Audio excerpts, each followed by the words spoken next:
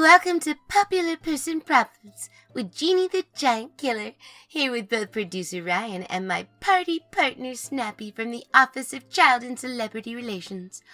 Oh, and intern Steven Skull is also present. Sorry, intern Steven Skull, I almost forgot you were there. Thank you for last night, by the way. Your pretending to be horrified at what was happening really helped us get in the mood. Right. Acting. That's what it was. Well, you didn't leave any visible stains, so you're welcome, I guess?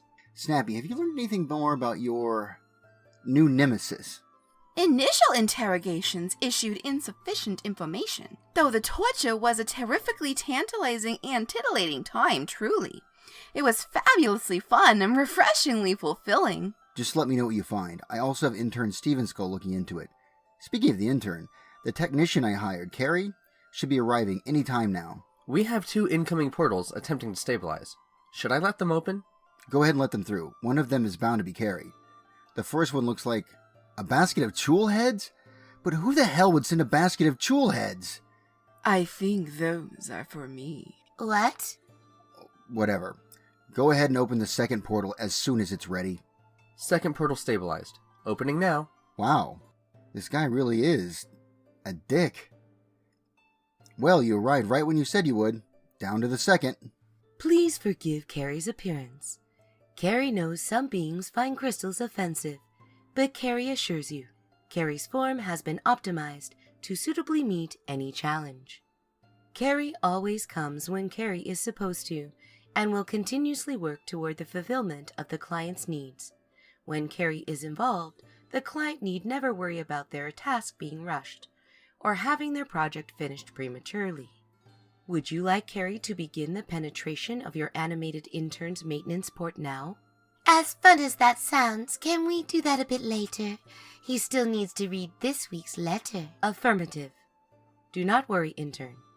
Soon, Carrie, and only Carrie, will be deep inside you. Carrie, could you conceivably come to my quarters to confidentially confirm a conclusion concerning crystalline capabilities? Carrie is always willing to confer with potential clients. Carrie suggests we do this while the intern fulfills his current duties. That sounds like a brief reprieve, Steven Skull.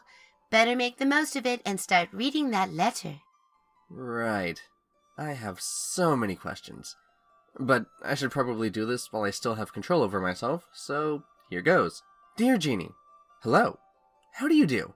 I've been having some trouble lately, and a friend recommended I start listening to your podcast, thinking you might perhaps have some experience relevant to what I'm going through, and, as it turns out, I think you might. I recall listening to an episode of yours, where you offer some advice regarding ghosts. I, too, seem to have a ghost problem.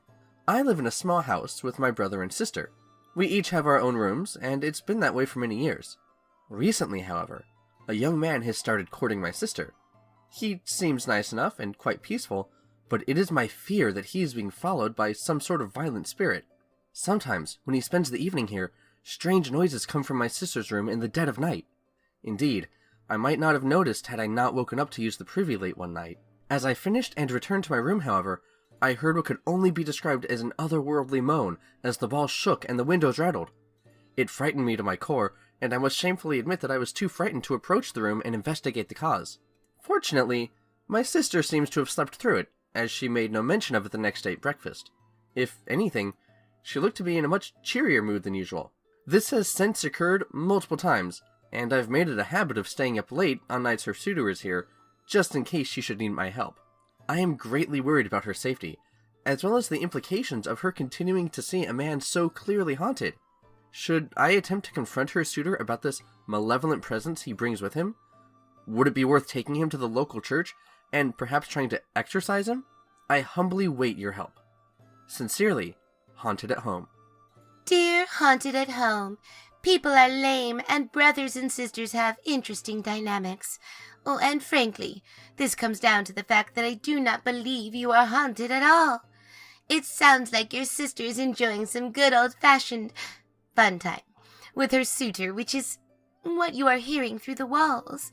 In other words, my dear, you have witnessed the sounds of sex, or shall we say, intimate relations coming from your sister and her new companion.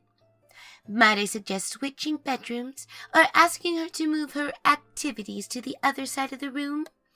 You might also consider earplugs in order to enhance your sleeping experience. Either way, the good news is you don't have a specter in your house to evacuate, but you might want to think about talking to a therapist or life counselor to sort out the sordid details and move on from your experiences. Good luck, and keep me posted.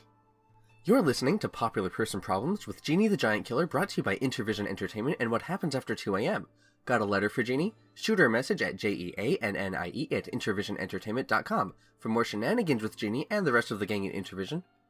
Please hit up our website at intervisionentertainment.com, or better yet, help take the struggle out of struggling artists by becoming a visionary through patreon.com. Oh, good. That didn't take too long at all. Wait up, Snappy. I'm coming too. Oh, great. You here with Carrie. Great. Come on up.